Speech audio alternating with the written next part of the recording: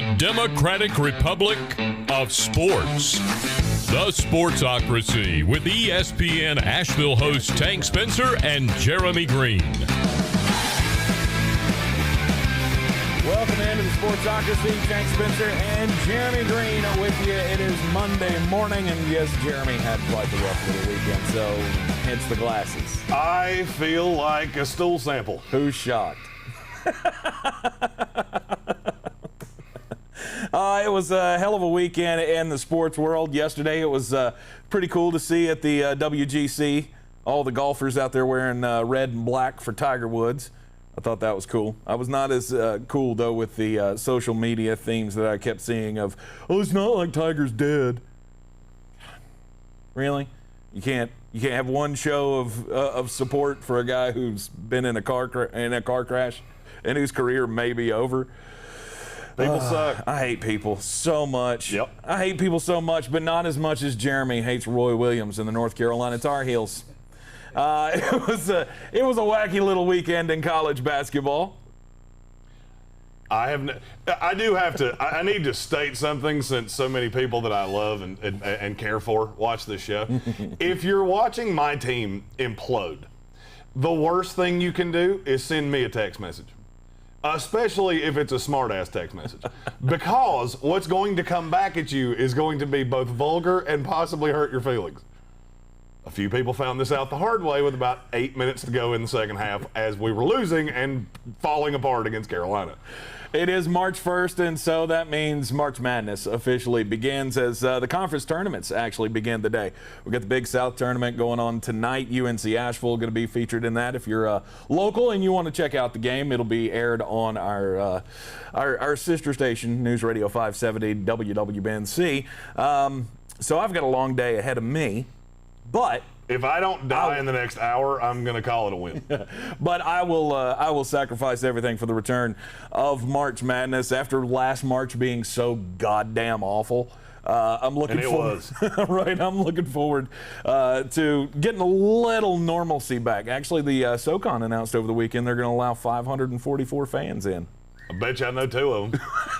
Bet they're sitting at this table. Not me. I have to work. We'll have. Not me. They don't let me do shit. We will have on News Radio 570 WWNC and on ESPN Asheville. We'll have the coverage of the SoCon tournament all this weekend, as it will be tipping off. We'll have all the quarterfinal games and both semifinal games Saturday and Sunday this weekend, live from Harris Cherokee Center, Asheville. We are in the Wicked Weed studio, by the way, wickedweedbrewing.com. Drink different. Might be a new format. They still pay the bills. Follow, like, and share the Sportsocracy on all of the social medias. And, of course, we are glad you are along on the ride with us here on our virgin voyage of only being on YouTube. If you don't see any of your friends in the comments that you know from the Facebook side, be sure to send them a message. Let them know that we are over on YouTube exclusively now. I can only share it so many times. Right. Plus, with these glasses on, my screen is almost invisible. But if I take them off, I'll actually burst into flames. I don't feel like that's a good thing. Also, we will have the Offseason Files for you. The next round, we are going Cincinnati Bengals and the New Orleans Saints. Two teams that need to make some adjustments, but I don't feel like they have the capital to do so. No.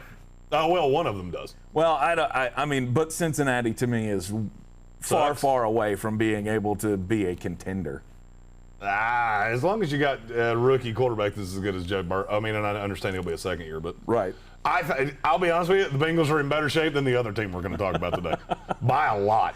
Yes, I will agree with that. Let's start out, though, talking about college basketball. March Madness is officially getting underway with the start of the conference tournaments. And, yes, we had a lot of teams at the top of the standings lose over the weekend. Baylor lost last night to Kansas.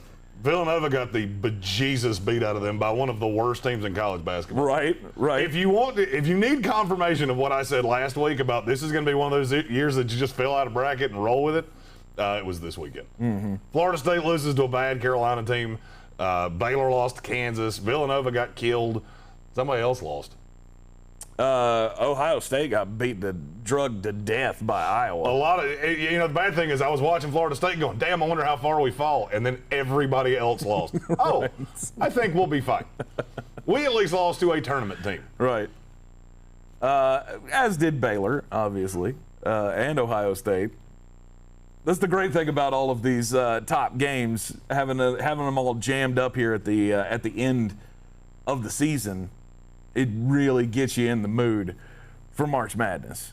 Oh, I can't wait. Oh, it's going to be phenomenal because it's so unpredictable right now. Did you think that we would be in a place where we are a week away from the NCAA tournament and you have all Michigan State, Duke, and Indiana all fighting on the bubble? Like going from out to in every game. It's not surprising to me. They're markedly more talented than these other teams. Mm-hmm. I mean, you can't look at Duke and look at Loyola Chicago and go, yeah, they're the same. These two teams are the same. Right. I mean, to me, this was incredibly predictable. And it's better. It's better if Izzo's in and Roy's in and Coach K's in and I'm not watching Weber State. I don't give a fuck about Weber State. You're fun. Get your one, and then I need you to go away. Are they on the bubble? I have no idea. Oh, okay. They could be 2-40 for all I know. I don't really care. Okay. We are starting. I didn't know if you were actually making a direct comparison there or not. We are starting a new segment on the ESPN Radio show this Friday. Asheville Police Chief David Zack and I will be picking FCS games against each other with only fake team names. I'm not calling any of them by their real name. Really looking forward to the Wofford Poodles. I love that. I thought we were going to do it and not tell people that that's what we were doing. Oh, well, here's the thing. It's special for the people that watch us on our maiden voyage on YouTube. Right. All right, so that'll be our little inside joke. We'll never mention it on the radio show, but all of us will know that it's a gag. And no one... I want to see who the first person to get really pissed at me about that is. And I know it's coming. Oh, yeah. There will be people that are upset, especially if when we do local teams. I say I'm not going to do any local teams. No, we should. I love all the local teams. I'm not going to hate on you, but I will call the Weber State Fighting Brawny Paper Towels. I think that's going to be a little conspicuous, but yeah, it'll be fun. It is what it is. Hey, you never know. Maybe we'll slide into a sponsorship with Brawny. I do look like their title guy. Was it a spokesman? Uh-huh. It's a cartoon, so I really don't know that it's actually a person. Uh-huh. You talking about the lumberjack guy? Uh-huh. Yeah. How do you look like the lumberjack guy? We both have big red beards. All you gingies look alike, huh? Sloth from the Goonies is giving me shit. I'm hungover and I'm catching shade from tons of fun. I'm the strapping lumberjack from the paper towel commercials. No, you're not.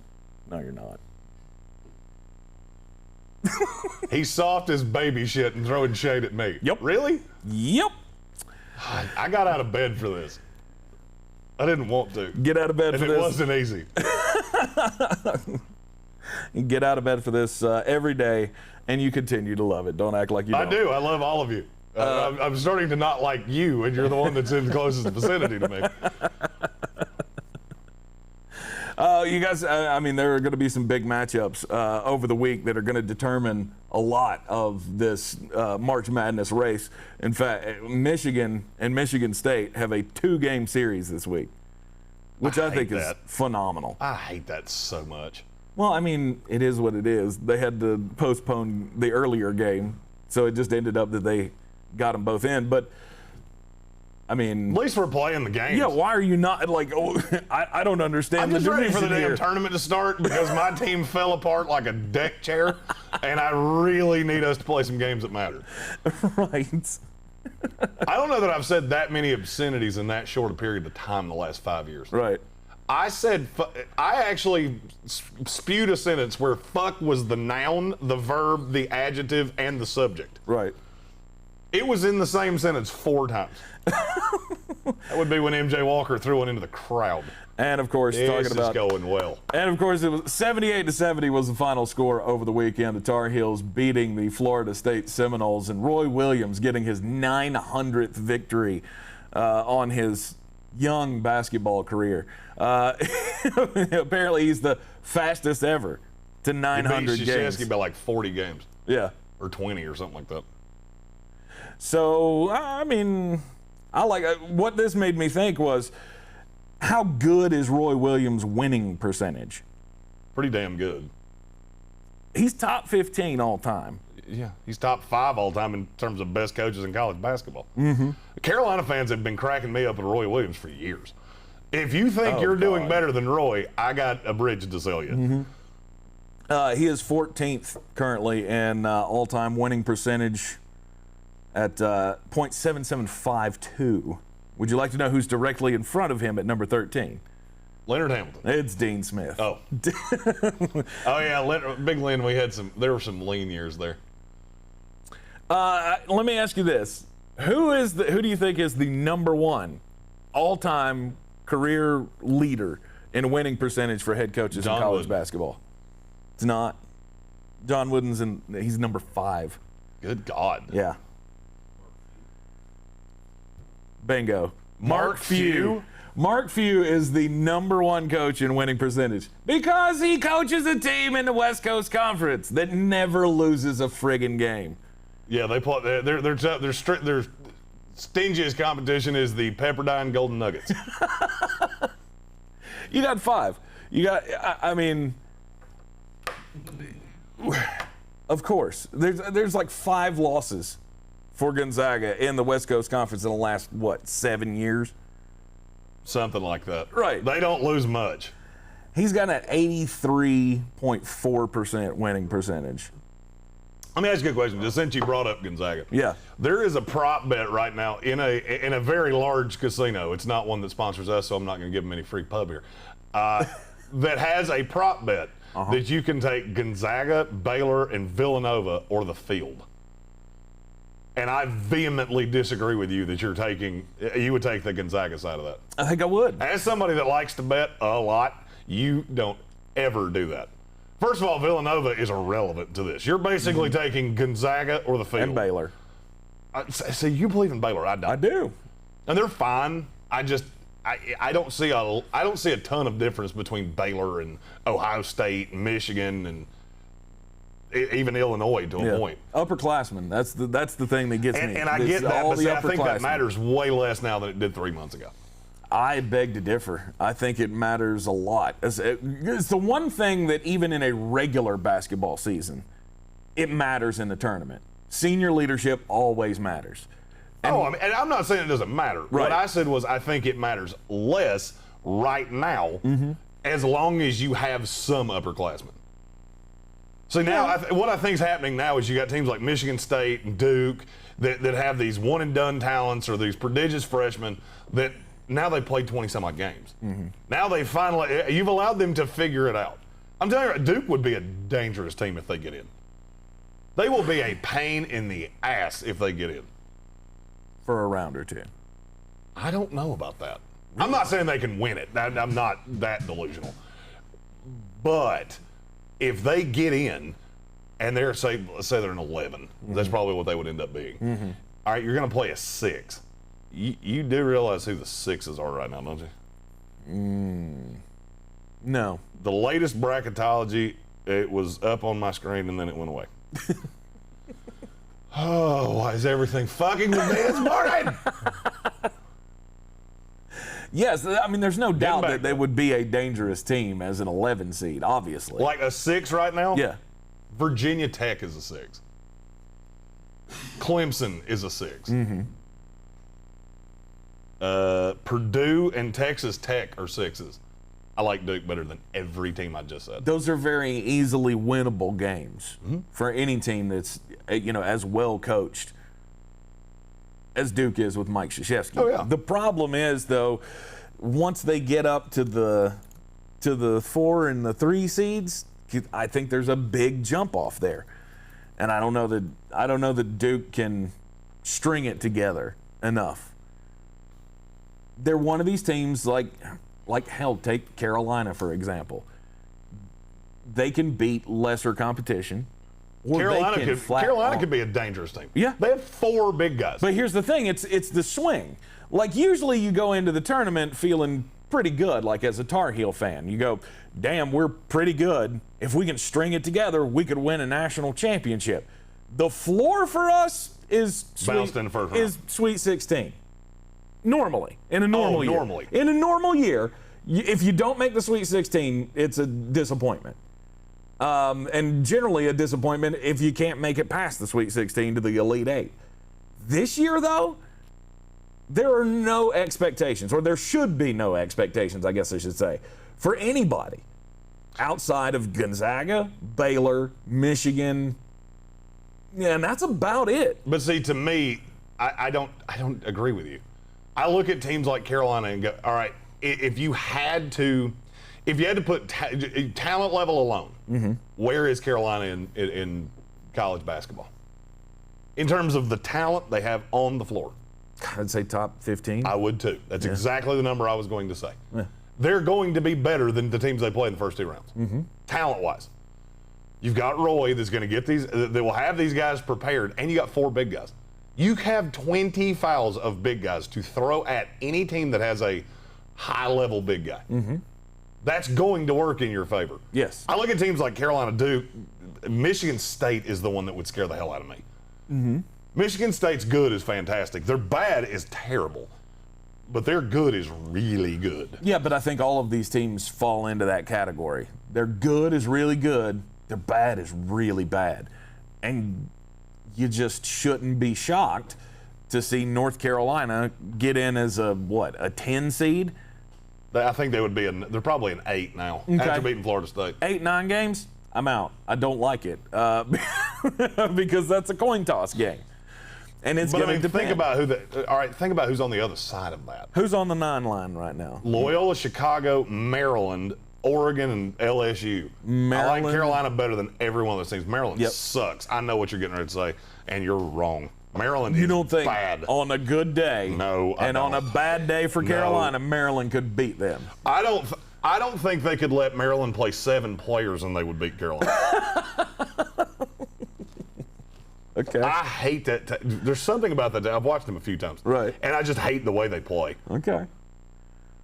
I just watched Carolina get demolished by Marquette. Well, I also watched them dog walk Florida State, who I think is one of the 5 best teams in the country. Exactly. In the last 4 days, you have your exact example of what this could be for every team. And it's almost like the last week of the season is like this for every major team. Because now Baylor has theirs. Alex Sanders said something about Iowa in the comments. I don't have a problem with Iowa. I just think they're way too reliant on one guy. And I love Luka Garza, don't get me wrong. Yeah, but he's a phenomenal college basketball player. They're just so reliant on him. Yeah, but their guards have been hurt. And they've been healthy for about 2 weeks. Joseph Wieskamp coming back is huge for them because he is a monster from the outside. So I think you're not wrong. They do rely on Luka Garza a lot. And if he has a bad night, which he rarely ever does. Oh, he never does. But he has to be, for them to beat the highest level of teams, he has to be otherworldly. Yes. I mean, he has to score 30 a night for them to have a shot against high-level teams. Mm-hmm. I don't know. I look at some of these gimmicky teams. Like West Virginia is a gimmicky team. Press Virginia, and they have been forever. Mm-hmm. But here's the thing. You can't hurt them. They're not beholden to any one player. They just have 10 dudes that play really good defense. Right. I like that team. I look at Florida State that's got 10 guys. Mm-hmm. I like that team. Mm-hmm. I like Illinois' coach. Did you hear the interview with Illinois' coach? Oh my God! What is his name? Brad Underwood. I think it's Brad. Sounds Underwood. good. Sounds good. That is one of the funniest dudes in all of college sports. He was talking about playing Call of Duty with his kid and how he sucked shit at Call of Duty and he brought Pong and nobody on the team knew what it was. I was listening to this going, I would play for that guy. Right. There is no damn doubt I would play for that guy. And I didn't even know his damn name a year ago. I did. He was at some small school that made a run, and that's how he got the Illinois job. I couldn't tell you where it was. Yeah, go back to the subject of your bet. I mean, I still feel like Gonzaga and Baylor, that gives me a decent shot at getting a national championship. The field has only just opened up to a third competitor for me, and that was Michigan last week. I vehemently disagree with you.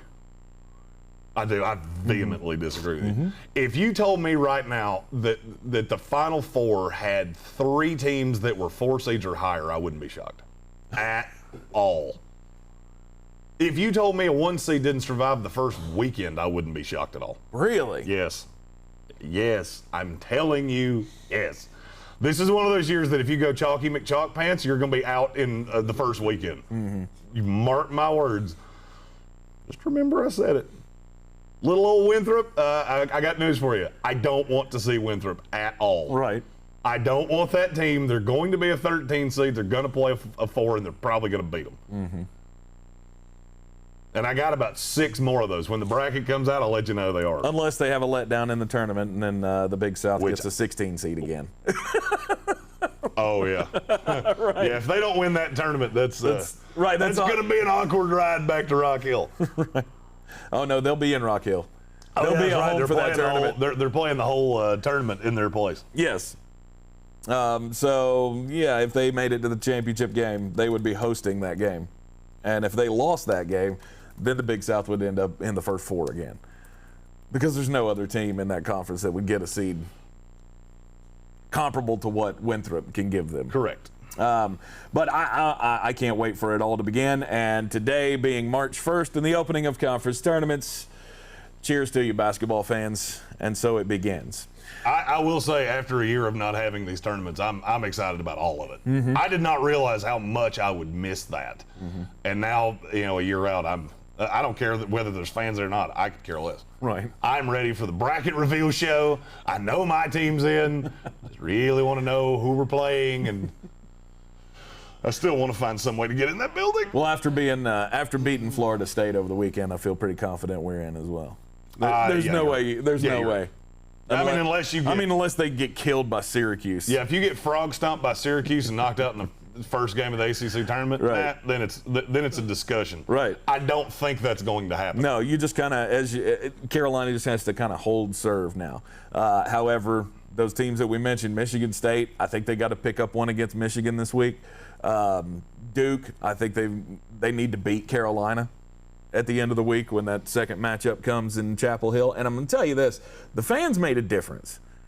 I truly believe that the fans made a difference this weekend. I knew you were going to say this. Why not? As I was watching the game, I'm like, I know what Homer McHomer Pants over here is going to say is, oh, the student section. No, Florida State couldn't play dead in a Western for 20 minutes. That's what happened. Take your win. Congratulations. You probably would not have gotten another one. We thought up 12 at halftime, oh, this is over. Yeah. And it showed a lot. And then you just never could get it back on. I will say the negative of what I saw in that second half scares the piss out of me. It should. Because I'm looking at this team going, this is the only team I've got. Every other team I have sucks. Again, wide berths for everybody at the top of college basketball and even in the middle right now. You wouldn't be surprised to see some make a big run.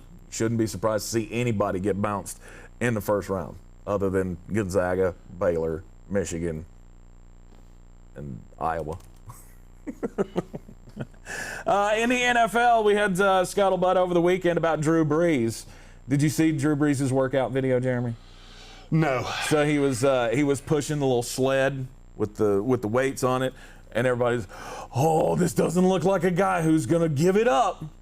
His trainer put out the video on Instagram or Twitter or something, and he didn't look like a guy that was getting ready to give it up. Are you still convinced? Well, he's under contract. Drew's under contract. Right. The money with him is going to be the money. Am I still convinced he's leaving? Yes. Okay. Because what Ron just said, why the hell would you come back? This is a team that is crushed against the salary cap. They only have 2 picks in the first 2 days. You just don't have a lot of ways to add talent. So no, I really don't think he's coming back. Yeah. Now, why he's taking so long, I have absolutely no idea. Man, maybe this is just him playing with us. Maybe it's just Drew Brees, wants to milk this for everything it's worth. Keep people guessing and keep his name in the headlines. So when the official announcement comes, the anticipation's going to be there. He wants to keep making us think that it's a thing. I don't know. I don't know if Drew Brees is going to be inspired by seeing a 43-year-old quarterback in Tom Brady win another Super Bowl and try to give it that one more college try. I don't believe that should be the path forward here. I think maybe it should be done. But then again, the ambiguity with which the season ended for him, there never was that send-off. I don't feel like it was ever a storyline during the season. I thought it all year long. I didn't. And I can tell you it was discussed a great deal. Mm-hmm. Well, it's been discussed for 3 years now. Is it 3 seasons that we've been doing this? Oh, look at Drew Brees. It looks like his arm has fallen off. And then he keeps coming back. And then he signs an extension. And then he comes back. And then now he's got the decision to make it again. Whether or not he's going to come back. Whether or not they're going to, try to restructure and spread out the money over 2 years. Or however they can make this work. I honestly feel like they're better off with Drew Brees. And I think Drew knows it.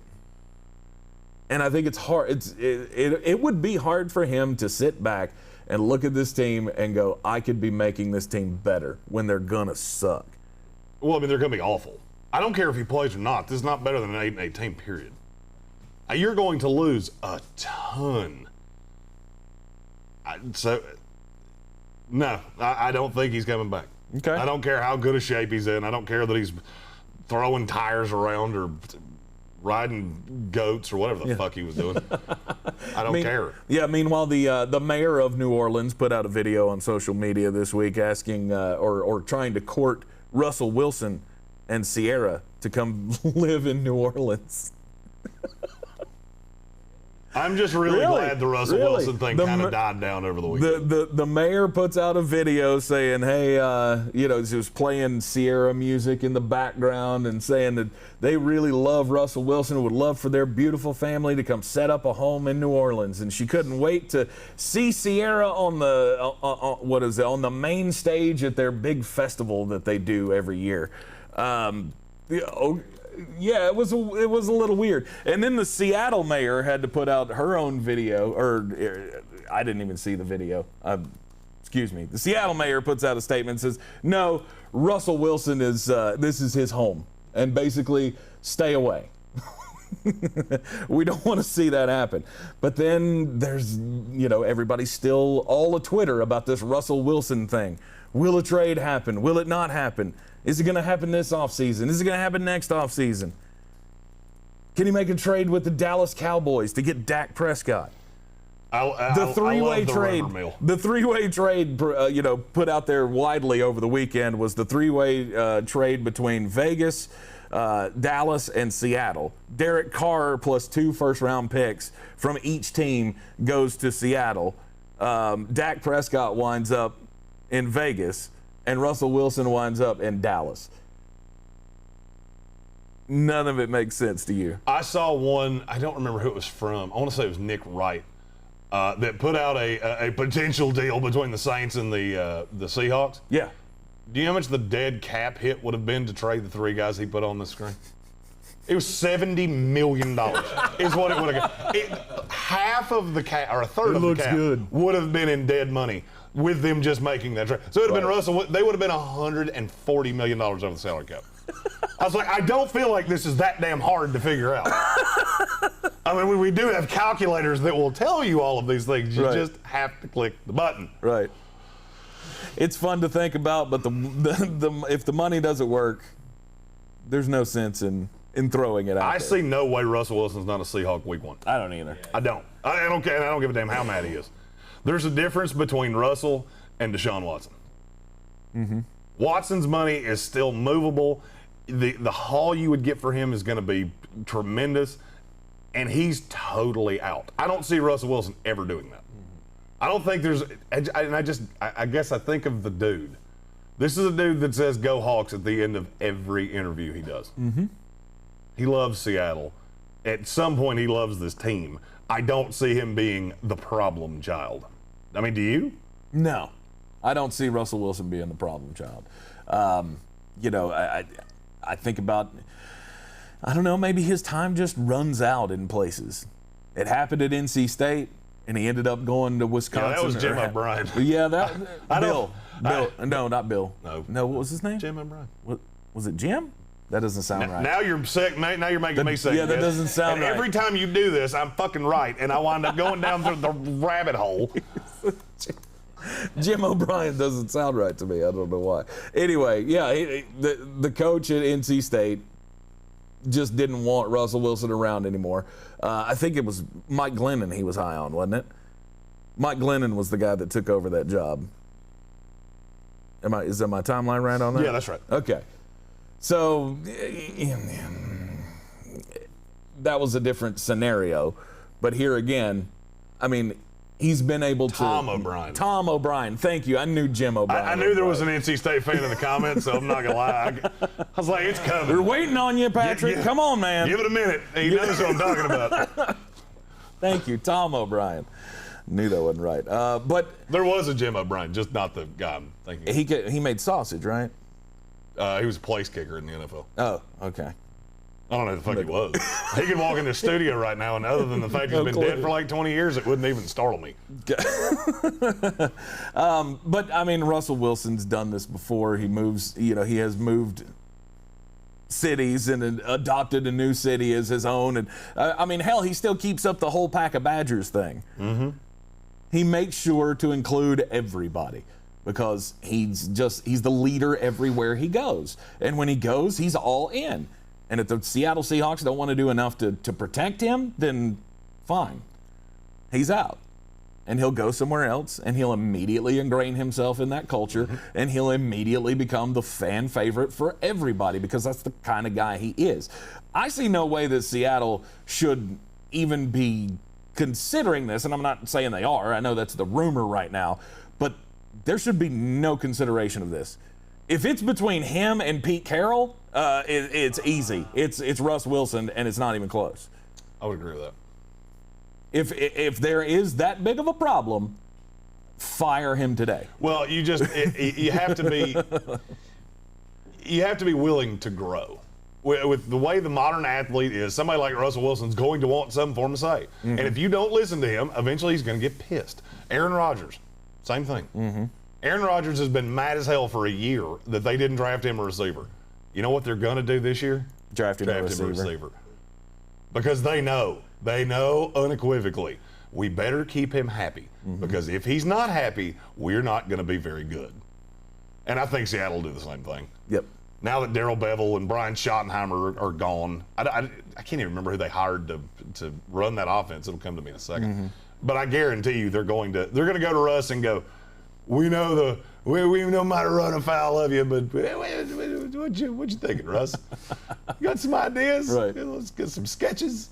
Speaking of Aaron Rodgers, last night was the Golden Globes. No, I didn't watch it. I didn't even watch it for the breastfeeding ad. Apparently, it didn't happen. Yes, it created a ruckus, as I said it would on Friday on the ESPN Asheville show.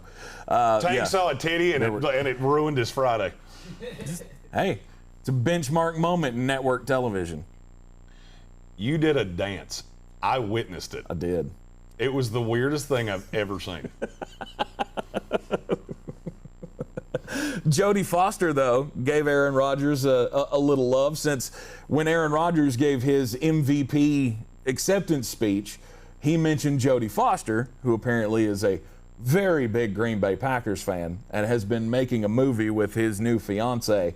What's her name? I forgot her name already. Shailene Woodley. Yeah. So Jodie Foster and Shailene have been making a movie together, and apparently this has been a thing on the set. Like, Jodie constantly talks about Green Bay Packers football, and here you have Shailene, who she's dating Aaron Rodgers, but she knows nothing about football. She actually has referred to Aaron Rodgers as, I knew he was a football guy. So in this movie that Jodie Foster's doing, will she be doing an accent of any kind? I hope not. Is there going to be a Minnesota accent in this one, or Green Bay? Or Canadian? Oh, sorry, so sorry. Oh, sorry about that. No, she needs to stick with the West Virginia accent. That looks like town. That looks like town. That looks like town. So last night, Jodie Foster, when she won Best Actress for this movie, and at the Golden Globes, she gave Aaron Rodgers a little bit of love back. It's one of the weirdest celebrity exchanges I think I've ever seen. Because who would ever think that there would be a bromance between Jodie Foster and Aaron Rodgers? Not one I saw coming, but. Also, over the weekend, I've seen several articles talking about Cam Newton. And the don't give up that Cam Newton doesn't have a place in this league. And everybody seems under the impression that the New England Patriots are going to hang on to Cam Newton after this offseason. There have been a lot of articles written about how well the relationship worked between Cam Newton and Bill Belichick over this past year, and that Bill Belichick really enjoyed coaching Cam Newton, and he's basically sorry that he couldn't get him any weapons, and now he's going to get him some weapons, and he's going to bring him back, and everything's going to be as good as we thought it would be the first time around. Oh, sorry. But, I mean, how is this not the worst possible outcome for the New England Patriots? Because basically this would be the New England Patriots settling for Cam Newton because we've got no other option. Well, you're not. I mean, the Jimmy G thing apparently, Jimmy G's coming went back up to in San smoke. Francisco. Right. John Lynch says he wants Jimmy G to be around, and don't know if that's a smoke screen or not, but take him at his word. That's not a smoke screen. It also does not mean that they're not going to take a quarterback. The quarterbacks in this draft are going to be the most. Everybody's talking about Deshaun Watson, Russell Wilson. All. The story of this offseason is going to be, where do these rookie quarterbacks go? Because the more time goes on, the more and more I'm convinced that not one of them escapes past 6. Mac Jones will be in the top 12 of my upcoming mock draft. Nice. Still goes to Carolina, just not at 8. Yeah. I mean, the New England Patriots will be drafting a quarterback if there's one available at 15. Literally the best one that might be available at 15 is Kyle Trask. Well, in that case, you could wait till the second round. And I got news for you. Nobody's making a move with Bill Belichick on a quarterback. You mark my words that I said that. If Bill's in love with somebody, he's going to have to grossly overpay to get a quarterback. Right. Because the rest of us are thoroughly enjoying watching the New England Suck Festival that last year was. Oh, Bill, you need a quarterback? Oh man. Oh. I think I'm going to need 3 first-round draft picks. So sorry. I'm going to need 3 firsts, 2 seconds, and why not? Give me a 6th. And you can have Jacoby Brissett. Bingo. How about that? I'm enjoying it as well. I am enjoying watching the New England Patriots downfall, as is everybody. I mean, it gets to a point where you just get sick and tired of seeing the same damn team in the playoffs or deep in the playoffs or in the Super Bowl. It was 9 times in a 14-year period, 15-year period, something like that? Yes. 9 times the New England Patriots were in the Super Bowl, and I think it was 11 of those times they were in the AFC Championship game. So, yeah, sorry about your feelings. Merry Christmas, you filthy animal. Yeah, I should probably change my Christmas ringtone. It's March 1st. Well, usually, do you know how many times I've said that in the last, week? It's March 1st. And you're talking to a man that still has his St. Patrick's Day tree up. It's not weird if you just change the holiday. I was actually By the way, that the bug you ate the other day, I think his brother's pissed because I keep hearing him over there somewhere. Yeah, he's hitting this big light. He doesn't like it at all. Old bug mouth. I was actually at my parents' over the weekend helping them get their Christmas decorations put up into the attic, and I was thinking, it's a day before March. I feel like we should have done this earlier. Nope. I can't wait for the 4th of July tree. That's going to be great. Red, white, and blue with fireworks on it. Right. Sweet. We got the slam dunk competition. The contestants apparently have been released. I've seen 3 names, and I don't think there's going to be any more than that. I think this is going to be a truncated slam dunk competition. They're going to do it in between halftime of the All-Star game that's coming up Sunday. Is that correct? We've got Anthony Simons, who has no shot in hell of winning this dunk contest. We have Cassius Stanley, who has absolutely no shot of not winning this dunk contest. and Obi Toppin, who is the wild card. And if Cassius Stanley misses a couple, that would be who wins. If Obi Toppin breaks the backboard, he wins. Let's see that happen. That's a powerful dude. Cassius Stanley is going to put on a show. Yes. I mean, hell, his dunks at Duke in pregame warm-ups were things of legend. So, I mean, good on you for putting a good dunker in this, but I'm almost to the point where if we're going to do this, let's put those guys on the mixtape YouTube videos. Like, you've seen the guys who don't play in the league, but they have these amazing dunk videos. Let's just put them in, because I want to see, to me, slam dunk competition needs to have stars in it, and they don't have one. Not one. I don't think it has to have stars in it. It has to have very good dunkers. And I'll be honest with you, if you're going to choose 3, these are 3 pretty damn good ones. But this is what I'm saying. Have a dunk off with the and one guys or whatever. No, I want to see this. I don't want to see somebody I've never heard of. I know who Cassius Stanley is. Yeah. I know who Obi Toppin is. I know who Anthony Simons is. But I mean, if this slam dunk competition had been at halftime of the national championship game or championship weekend, usually when the college slam dunk competition happens, I'd be like, yeah, sweet. Let's see that. When it comes to the NBA, I want to see superstars, or at least guys that have a shot of having a long career in the NBA. Well, now Obi Toppin's got one, maybe that he's the ship one. sailed. You're just, I mean, you can want one hand shit and the other, see which one fills up faster. Because you're not like Zion Williamson. He was screwing with you. I told you that.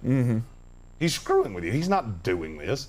He's not going to do the damn dunk contest. He's in the All-Star game. What was he going to run out like? Oh, here now. Oh, give me a ball. No.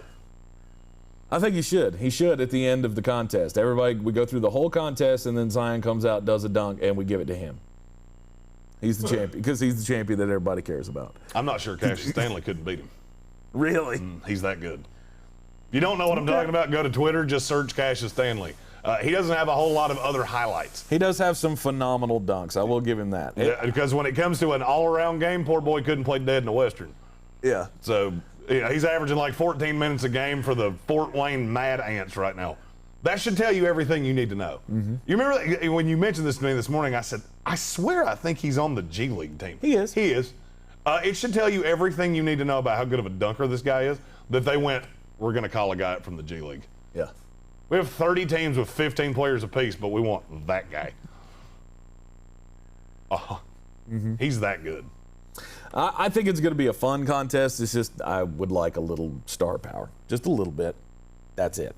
We'll talk more about the NBA coming up this afternoon on ESPN Asheville 92.9 FM, 880 AM and 1400. The Sports Tank with Jeremy Greene every weekday afternoon from 3 to 5. It's time to get into the Offseason Files, though. Cincinnati Bengals, what do they got? What do they have to do to win it all?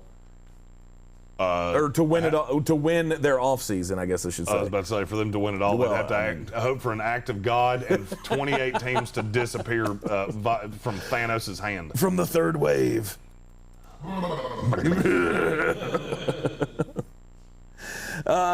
Let's look at their free agents. They got A.J. Greene. That's a free agent. He's not coming back. He gone. There's no sense in continuing this fight. William Jackson is their priority free agent. I don't think they might franchise him, but I kind of doubt it. This is a team that actually, for as bad as they are, they're losing a lot. Like, Carl Lawson's a good player. William Jackson's a good player. They don't really have enough talent to afford losing guys like this. Right. They've got, $37 million in money available to them in the offseason. I don't think there's a lot of room to save money, though. It doesn't look like they have any contracts that could really or at least guys that they could cut loose to save money. Geno Atkins. Geno Atkins is about the only one. Other than that, you get into Tyler Boyd. They're not doing anything with Tyler Boyd. This is a team to me that's just really stuck. You need Burrow to be really good. And he's going to be. And you need Penny Sewell to follow you at 5. And he's going to. Possibly. I think it's more likely than not. How about that? I would agree with that. Okay, all right. I think that takes care of them, but obviously that takes care of their first-round draft pick. But what can they do in free agency? Well, the bad thing about teams like Cincinnati is that you wind up overspending on guys, just like DJ Reader. I mean, I like DJ Reader. They gave him $1 bajillion because they had to. What can they do? Like you said, I don't think A.J. Green's coming back. They need a tight end really badly. I'm going to tell you something that I've heard. There's been a little whisper about this, and it's the reason I said the Penny Sewell thing. There is a rumor going around NFL circles right now that Miami's going to take Penny Sewell at 3. Okay. If they don't get the Deshaun Watson deal done, they're going to load up with Tua and try to make him as comfortable as possible. Oh, God. Him next to Robert Hunt? Yeah. Whew. If they do that, I have a funny feeling the Bengals pick at 5 would be Kyle Pitts. I like it. Kyle Pitts is one of those dudes that I think every fan base in the top 8 is excited about. I think it sizzles, but here's the thing. Is it the best thing for your franchise? Because the best thing for your franchise right now has got to be protecting your investment in Joe Burrow. So and I don't disagree with you. Would it not be a better idea for them to maybe pass on Kyle Pitts if, say, Penny Sewell goes off the board? Do they trade down go with like a Darrisaw or any of the Christian Darrisaw or Rashawn Slater? Rashawn Slater was the other one. Yeah, Rashawn Slater's getting a lot of love that I don't fully understand. I don't dislike the guy, but I think he's a guard. In most of the mocks and all of that, the assessments of the tackles this year, it feels like people are trying to come up with an excuse why Penny Sewell's not the number 1 guy. And a lot of this happens. Right, because depending on who you look at, some have Christian Darrisaw up there with or above Penny Sewell, and then other ones somebody that has him Rashawn above Slater. Penny Sewell, let me give you a solid piece of advice. If you're reading through a mock draft or a ranking or something like that, right, and it has Christian Darrisaw ahead of Penny Sewell, set it on fire and walk away from it and don't click on that anymore. And when I say set it on fire, I mean actually set your computer on fire. It's broken now. It's broken. It now has a virus. It's bad. You should set it on fire and make sure it doesn't infect the rest of your home. I have seen some sources or experts have him and Rashawn Slater above Penny Sewell. Well, there's an idiot I guess because of the opt-out? There's an idiot born about every minute. So, and some of them do what we do. Right. Anybody that doesn't have Penny Sewell at 1, you stop reading what they write instantaneously because you are a fool and you're trying to be clickbaity. Now, once you get to 2, I'm fine with Darrisaw. I'm fine with Rashawn Slater. Just, like I said, I think he's a guard. I don't take guards that high unless they're Quentin Nelson, and Rashawn Slater ain't. He ain't Quentin Nelson. Okay. There's been 2 of those in my lifetime. So, yeah, I'm not doing that. For me, the contingency with the Bengals, you said they could trade down. I think the closer we get to draft day, the more you're going to think every team could trade down. And I'm afraid we're going to run into the same problem we ran into last year. Everybody wants to trade down. Nobody wants to trade up. Yep. They're calling your bluff. You're not going to do it. You're not going to take the quarterback. The Bengals are the one team that they're not trying to bluff you. If Penny Sewell's there, the 2 are taken. If not, then we're open for business and you can jump in front of the Eagles. Right. I really struggle. And, I mean, you know how I feel about Trey Lance and Justin Fields and all these other quarterbacks. I struggle to believe. The Kevin Vick Memorial Bill. I struggle to believe that there's a team and a GM that's going to be willing to stake their job on Trey Lance. That's the only one you're trading up for. You can't watch the film on Justin Fields and go, yeah, I'm going to trade up for that. Fired. So I don't buy it. Right. I think a lot of these teams are going to be stuck. It's one of the reasons that the more I've heard the Penny Sewell to Miami thing, the more it makes sense. Right. Because Austin Jackson can play right tackle, their first-round pick last year, and Hunt can play guard. And with that, you've got a hell of a line in front of Tua Tagovailoa. If you're running the front office of the Bengals, you got $37 million to play with in free agency. What's your number one thing you're going after? Offensive line. To me, if you don't bulk up the offensive line, nothing matters.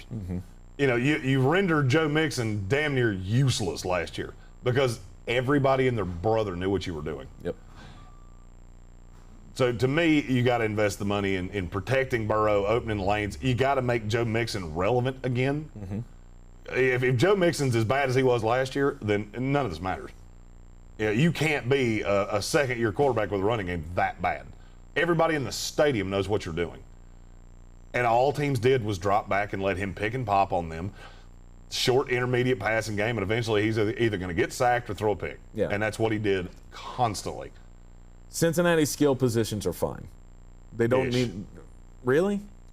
Do they need another wide receiver? I don't think they have a one. That's my problem is that I don't think you have – I think you have a great accumulation of twos. I think T. Higgins can be a one. It can be, yes, I really he can do. be. I don't know that he ever will be. See, my fear is last year T. Higgins got number 2, number 3 coverage. Next year he's getting the one because he's the scariest guy on this team and it's not close. Tyler Boyd runs out of the slot. Yep. So whoever your best corner is, if you're a man team, that's who he's going to see week in, week out. And the bad thing for guys like him is that he's very good being defended by a 2. His feet are not great. He's not a great route runner, but he's very physically imposing. He's very large. He's got very good hands. My fear is that you start seeing number 1 coverage and he's going to look like that 2. So, I mean, to me, I wouldn't be averse to them bulking up the line in free agency and drafting another weapon for Burrow. Yeah. I like the Kyle Pitts idea personally. Obviously at 5, Penny Sewell, if he's there, he's the surefire answer because he's your franchise left tackle Correct. for the next 15 years. Signed, sealed, delivered, get it done. Go ahead and sign the extension now. I know you can't do that, but you might as well. And then you get around to them having the 5th pick again in the 2nd round. That's where it can get interesting with a wide receiver. There are a ton of receivers in this draft. This year's not as good as last year, but it's pretty damn good. And there's part of me that thinks you could see a fall for Devontae Smith and Jamar Chase. Jalen Waddle's going to go higher than you think he will. Not to the 2nd round. No, God, Okay, no. I'm talking about they may not go at 3 or 5 or 6. Okay, I got you. You know, Devontae Smith could fall out of the top 10. I don't think that's going to happen, but it could. And the reason it could is because there are a ton of receivers. I mean, I look at guys like, 2 ACC guys that we've covered here. You know, Daz Newsome and Sage Surratt. That's 2 guys I like a lot that are going to go in day 2. And I think they're instantaneous number 2s on most teams. Sage Surratt with his speed. Sage He could be a Surratt's great hands. replacement for John Ross with this team. He's not that fast. Sage pretty Surratt's fast. not that fast. Watch what he runs at his pro day. Okay. It's the thing with Sage Surratt is a lot of the things he's done are misleading. You watch the tape on him, he plays faster than he is. Okay. That's not a negative. It's just he doesn't have the straight line speed that You're think saying he does. he's not blazing fast. Correct. Gotcha.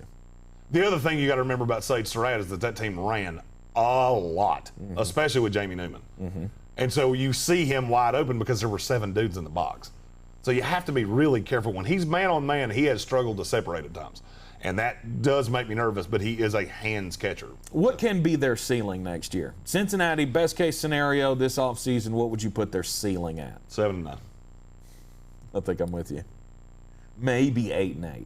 They can get markedly better. And you can tell, I think Burrow is the future. I saw enough from him last year that I can go, that's your dude. You have your dude. You have your dude at the most important position in sports. So I think they're going to be better. I don't necessarily think they're going to be good. I also think their division is going to take a serious downturn this year. I don't think any team in this division outside of them is better than they were last year. Cleveland's not going to be as good as they were because they are going to lose a lot and they're pressed up. they're going to spend, and what happens with Odell? Pittsburgh's killed against the cap. Yep. And Baltimore's going through a massive shift. I can't tell you that they're going to be worse. I can just tell you there's going to be a lot of new faces on that team. Right. All right, let's head down south. We'll talk about the NFC South champions.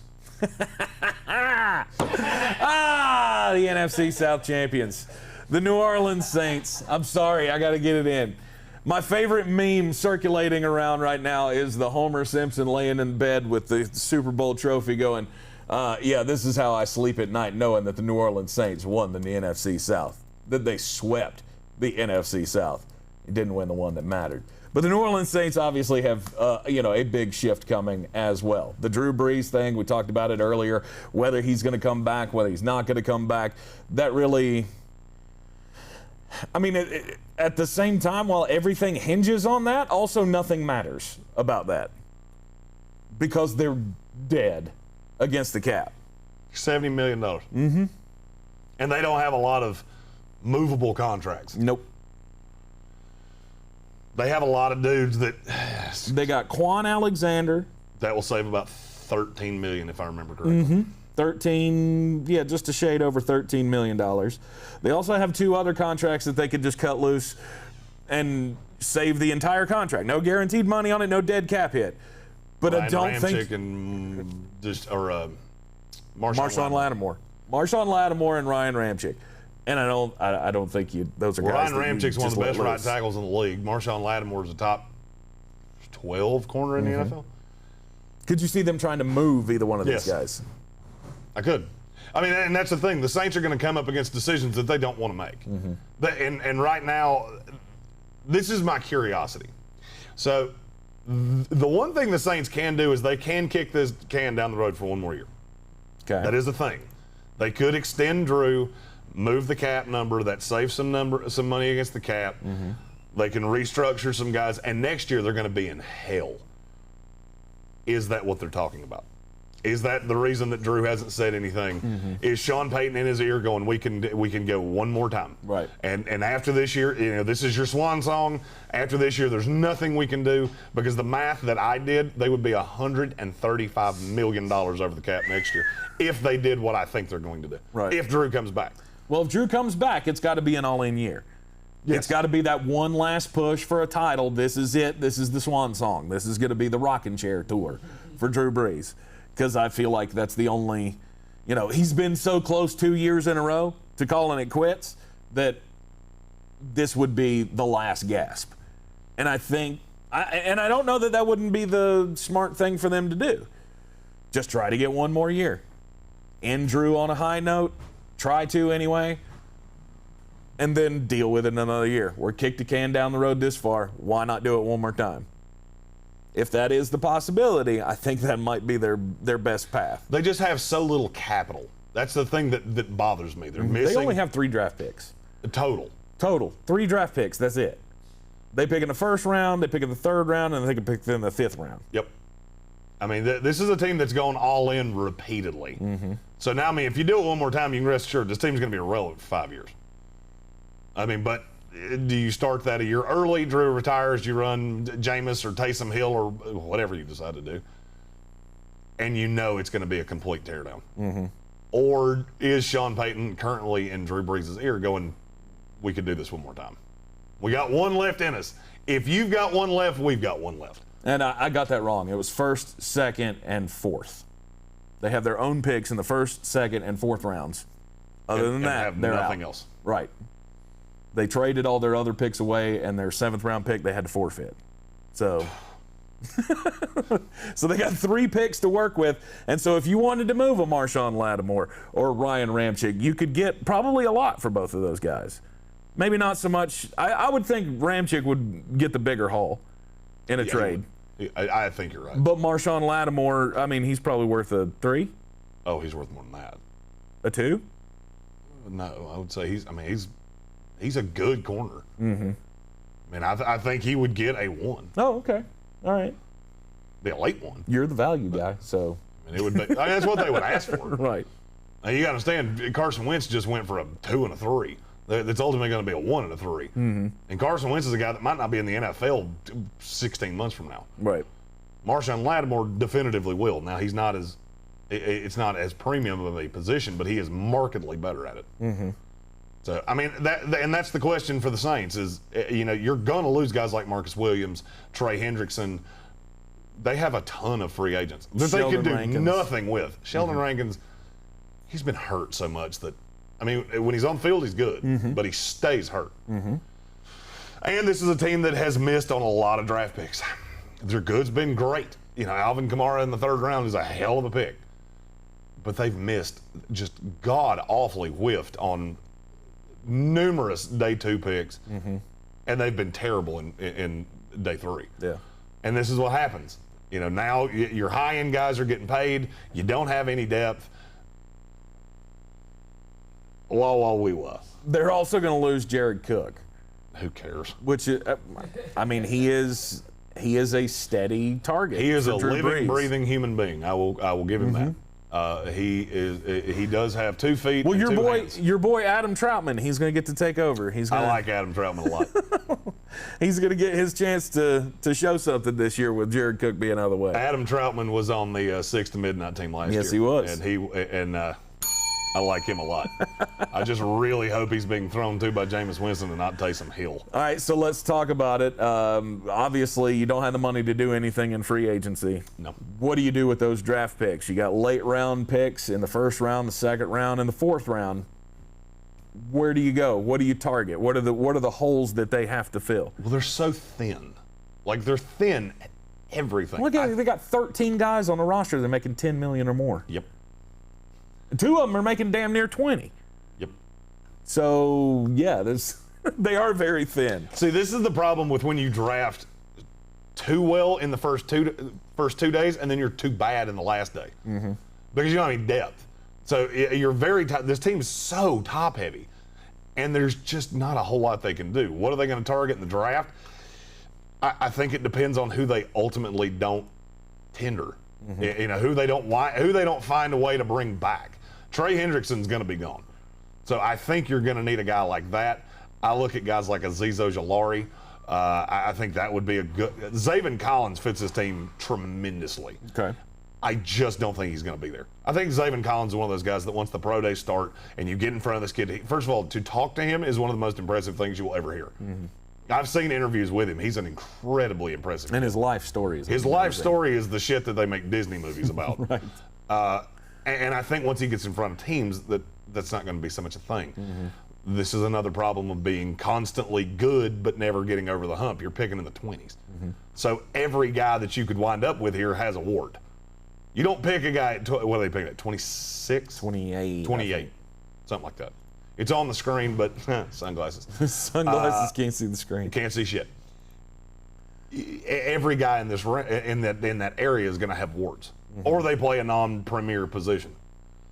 And I just look at New Orleans. I think they need another linebacker. I think they are going to need help along the D-line, and then you're going to have to replace whoever doesn't make it back. So if you have to trade Ryan Ramczyk or trade Marshawn Lattimore, that's a hole. Yep. That's a hole that you're now going to have to fill. I think that may and I think New Orleans is going to be if Brees comes back, they're going to be in survival mode. Kick the can down the road 1 year, have one more competitive season, and then know you're going to be up shit creek without a paddle. Or are you in that boat right now? And to me, it all hinges on Drew Brees. I never thought he was going to come back. I still don't really think he's going to come back. I'm starting to convince myself that maybe Drew will come back and that maybe Marshawn Lattimore may be done. Because I feel like that's the guy that you would rather move on from. And if you think you can get some draft capital for him in this draft, it would help you out greatly, seeing as how you only have 3.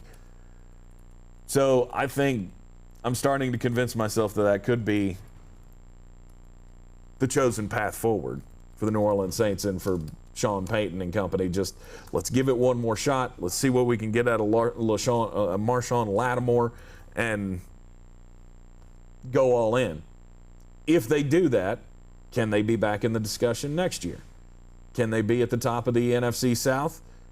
Can they make it to the, try to make it farther than they did in the playoffs this year? is that feasible for them to make that run? It is. I mean, they can do it for 1 year. I mean, it took a lot of doing. Don't get me wrong. And I mean, you talk about they would be in cap hell to a level that you have never seen before. Mm-hmm. The hope would be maybe the cap goes up markedly next year. Maybe the players get their way, and you're not as god awful killed as I think you're going to be. After seeing what happened to the Pittsburgh Steelers this year, I would be afraid if I were the Saints of seeing how a quarterback falling apart can end. And it's not the end that you want to see for Drew Brees. So I'm still stuck on Drew needs to make his decision and do it pretty quickly. And it is expected that we will have some kind of announcement here in the next week or so. You'll know something before free agency starts. Mm-hmm. League year opens 2 weeks from the day after tomorrow, so 16 days from now. You'll know something by then. Mm-hmm. All right, ceiling for the New Orleans Saints could be playoff spot again, or they could be 3-13 or 13-3. Nothing would shock me. I mean, we just don't know. This is a team that I wanted to push this team off because we don't know shit. Yeah. You know, this could be a team competing for Sam Howell, or it could be a team competing for the NFC South. Yeah. Neither one would shock me. All right, don't forget to tune in with us again this afternoon on ESPN Asheville, 92.9 FM, 880 AM, and 1400. Sports Tank with Jeremy Greene, heard every weekday 3 to 5. We'll be back here in the Wicked Weed studio tomorrow morning at 9 a.m. with more Offseason Files and, of course, everything going on in the sports world. I'm Tank Spencer, and he's Jeremy Greene. Yeah. See you this afternoon.